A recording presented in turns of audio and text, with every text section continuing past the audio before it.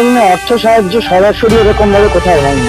যখন আমরা এসএসসি অফিসের সামনে অবস্থান করছিলাম তখন নিজেরা এসে জিনিসপত্র কিনে দিয়ে গেছেন, এরকম অনেকেই আছে। কেউ নিজেদের মতো করে আমাদের সাহায্যার্থে কিছু দিয়ে গেছেন, ঠিক আছে। এরকম ভাবে তারা সামনাসামনি সকলের সামনে সেগুলো অর্ডার দিয়েছেন, অথবা ব্লিঙ্কিট থেকে অনলাইন অর্ডার দেওয়া হয়েছে আমাদের ওখানে পৌঁছে দেয়, এরকম ভাবে সাহায্য করেছেন। আমরা দেখলাম একটা অনলাইন পেপার 365 দিন এরকম নাম আছে, তো সেই পেপারটা কি কাজে মানে একটা খবর ছড়িয়েছে, মিথ্যা খবর ছড়িয়েছে। গতকাল দেখেছিলাম লিখেছিল মন্ডলের একটা চক্র, জঙ্গি চক্র। তো তারা এই আন্দোলনটাকে জঙ্গি আন্দোলনের নাম দিয়েছে। তো তারা তো আসল জঙ্গি, যারা এই খবরটা করেছেন বা যাদের এটা পেপার, তারা হচ্ছে জঙ্গি, তারা সন্ত্রাসী।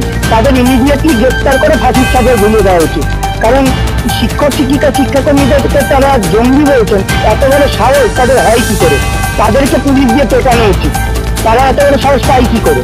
আর সেকেন্ড কথা, তারা বলছেন আজকে যেটা পেপারে আবার দিয়েছে একই হেডলাইনে, যে আজকে নাকি 8 কোটি টাকা তোলা হয়েছে এবং আমরা নাকি বিভিন্ন চক্রের সাথে যুক্ত, আমরা মানিটারি একটা ডিলিংস করেছি।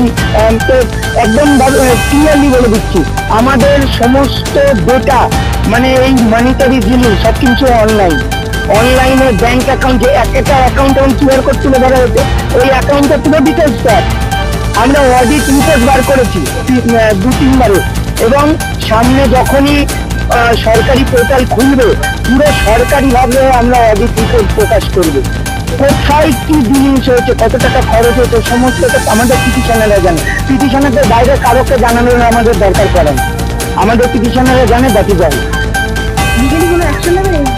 আমরা ভাবছি, কারণ এরকম ভাবে উল্টোপাল্টা খবর ছড়ানো, মানুষ উল্টোপাল্টা লেখে কিছু অভিযোগ জানে, সেগুলো সহ্য করা যায়। কিন্তু এইভাবে জঙ্গি আন্দোলন, জঙ্গি চক্র, এগুলো কি ধরনের ভাষা?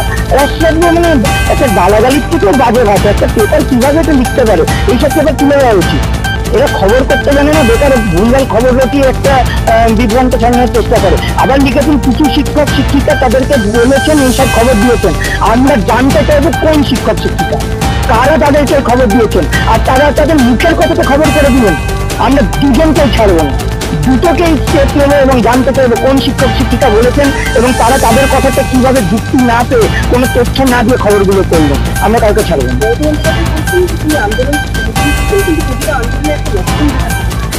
দেখুন, মমতা বন্দ্যোপাধ্যায় যেটা বলেছেন আমরা শুনেছি, উনি বলেছেন একটা লক্ষণ রেখা থাকা দরকার। উনি হয়তো বিকাশের জন্য গেটটাকে একটা লক্ষণ রেখা বলেছেন, আমরা এটা বারবার পেরিয়ে যাবো, এটা নিয়ে কোনো সন্দেহ নেই। এই লক্ষণ রেখা পেরোতে আমাদেরকে আটকাতে পারবে না। কিন্তু কথাটা হচ্ছে, আমার এটা পেরোলেই যে আমার জয়যুক্ত হবে সেটা নয়। উনি যেটা বলেছেন একদম ঠিক করে বলেছেন, সুপ্রিম কোর্টের অর্ডারটাই সব থেকে ভাইটাল। সুপ্রিম কোর্ট যেটা বলবে সেটা আমরা মানতে বাধ্য। কিন্তু আজকে বলুন তো, দুর্নীতি করলে এরা, দায়ী এদের, দোষী এরা, তার মানে দায়টা আমরা কেন ঘাড়ে নেবো?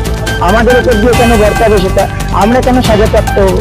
আজকে যদি বলে দেয় যে এতদিন ধরে চাকরি করার পর হঠাৎ করে ফ্যামিলি নিয়ে রাস্তায় বসে যেতে হবে, তখন বলবে সুপ্রিম কোর্ট বলেছে দোষ আমাদের ছিল, চুরি আমরা করেছি, দুর্নীতি আমরা করেছি, তোমরা মেনে নাও।